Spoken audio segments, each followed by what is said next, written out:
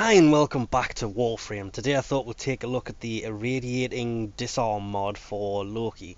And basically what this does is exactly what it sounds like it does. The Radial Disarm irradiates people, which will put the radiation effect on enemies. It doesn't seem to last long though. It's meant to have a max of about 12 seconds, depending on what build you actually put on it.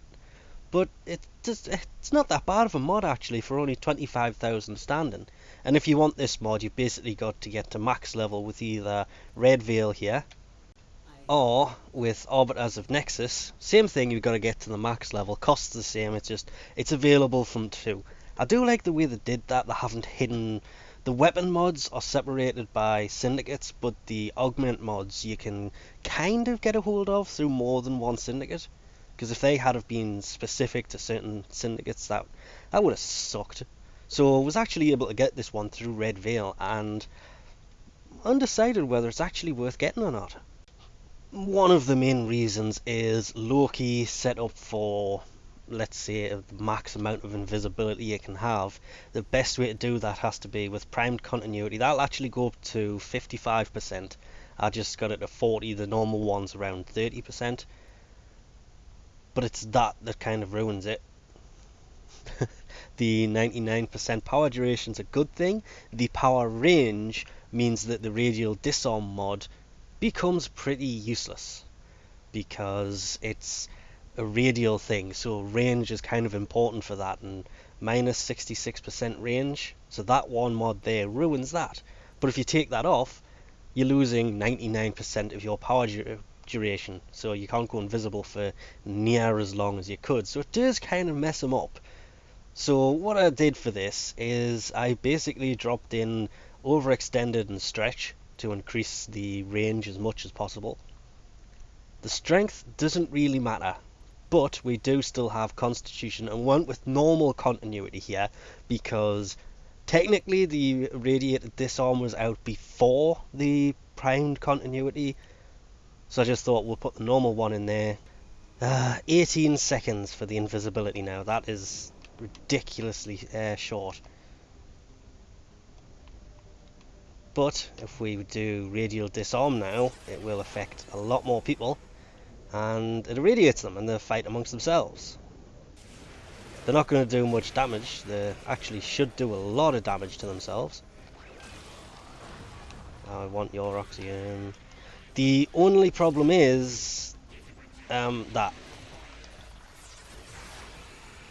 it's only lasting short periods of time, and basically they're just gonna beat each other up. And I'm completely out of power here. That's pretty bad. But it did reach the guy at the top of the stairs from here, which I liked. At least it has some range to it. Whereas if you try doing it with the invisibility build, it won't work, because the range is so small. You have to be standing on top of people to do it, so trying to do it in big areas, it just won't work, and that's the one bit I can't really get over.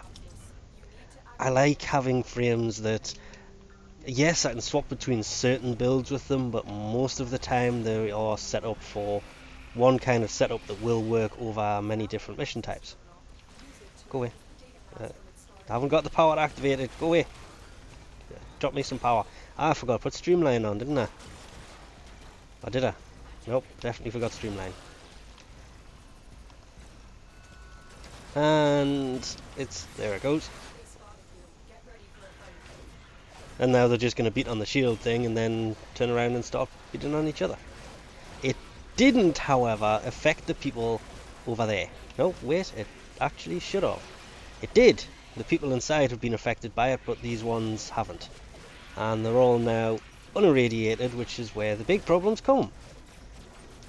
And again, and they'll start a fight amongst each other.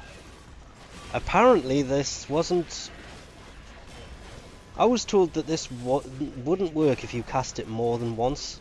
You can't reapply it while they're still irradiated though. You've got to wait until it wears off before you can actually activate it again. That I knew from other radiation weapons, but that's actually a good thing. You can use it over and over again, and they will basically attack each other. No! Fight each other. Ignore me.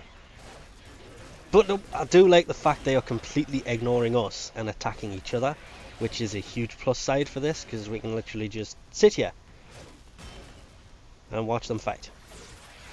And I didn't mean to do that. I was lucky enough to catch it when that stopped, but because there's only one person left now we're gonna kill someone. Ah, damn it. It is funny watching them attack each other. I mean, this guy's already only got a melee weapon, so he's at a better advantage than the rest of them. But they literally just all turn on each other, and it is just fun to watch. I just wish the invisibility would last a bit longer.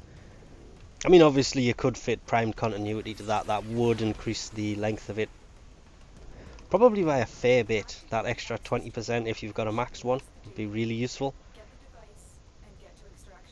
But it is a really useful ability to begin with, just because... Ah, damn it. And I was lucky again. I caught them at the end of their cycle. That was close. And one left. Also a big problem, you'll still end up with one person left after they've Royal Rumbled themselves to death. So you still need a pretty powerful weapon to kill them anyway, because if you haven't noticed, these guys should be in the 30s. Now I need to find an enemy to see what level they actually are, because it's 30 to 35 was the mission. I'm just going to go through this wall here. I did not know that these containers were here to blow up until pretty recently. So every time I used to come in this room, I would literally run around and not go through the windows and spend a long time getting somewhere, because I'm an idiot and I never noticed the big red containers.